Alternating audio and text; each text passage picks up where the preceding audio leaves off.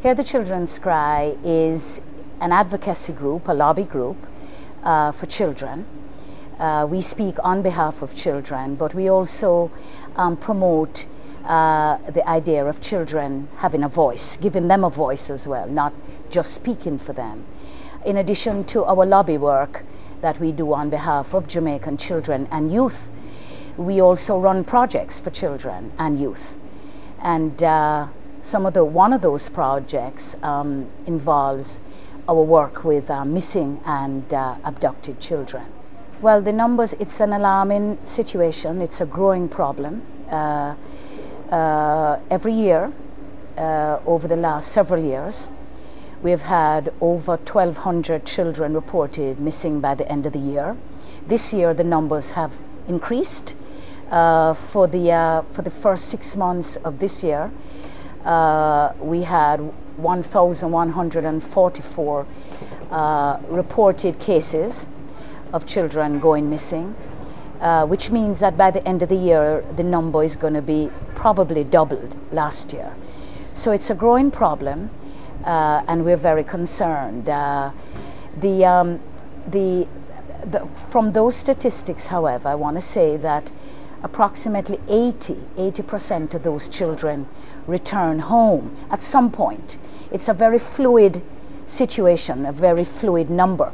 So they go missing for weeks, sometimes months, sometimes years. They come back, at least 80% of them or so. But one of the concerns we have is that every month and every year, there are children who have gone missing that we've never seen again. We don't know exactly where those children are. Children who have been missing for years and have never been seen again. We suspect that human trafficking is one of the problems. We don't know for sure. And so one of the big gaps in the work we do is our inability, the lack of resources that we have in working on that aspect of the problem.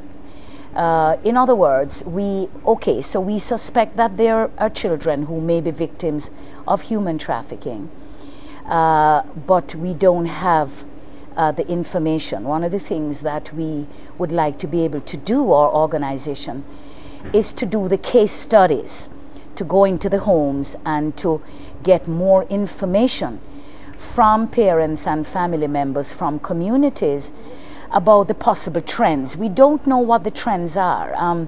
We have some ideas. We know that a lot of our children are getting into the sex trade.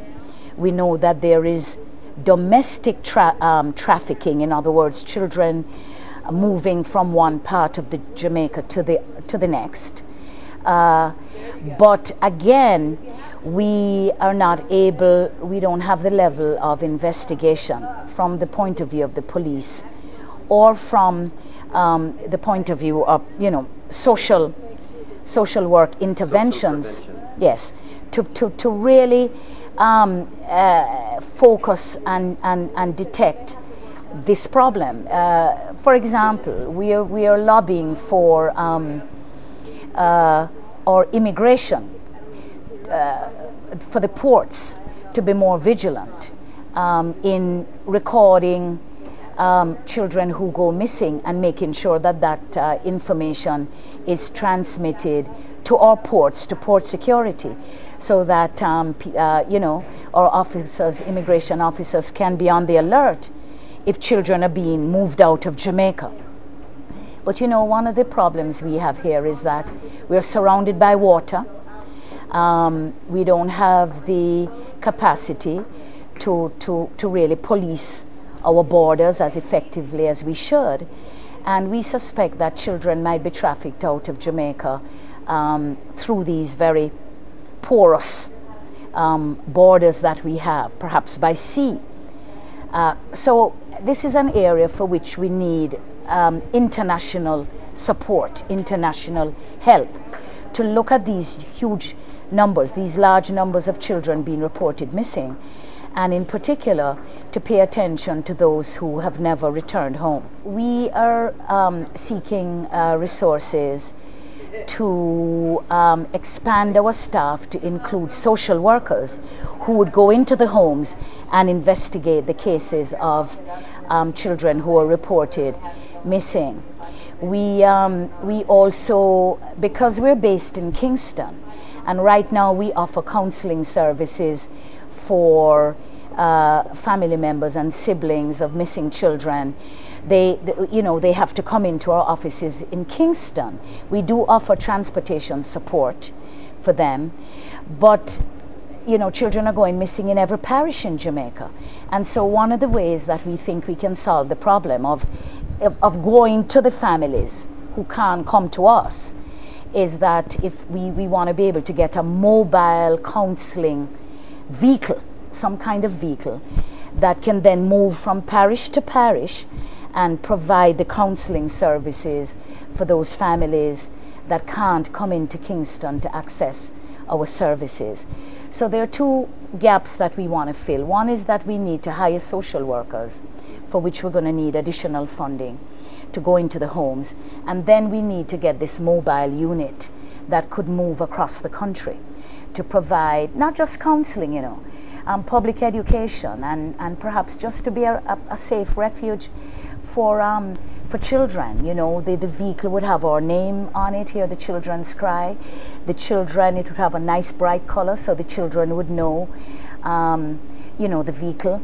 And in addition to that, there is a need for halfway houses where children, look, the root of the missing children's problem and the human trafficking problem is that our children are very unhappy at home.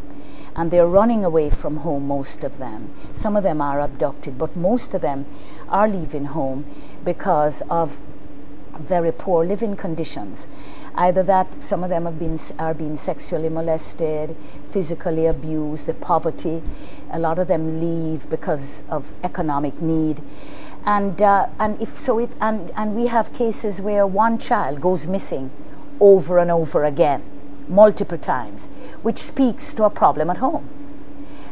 If we could provide safe houses and halfway houses for some of these children that are being abused at home in one way or another, then that too certainly would be a very clear solution.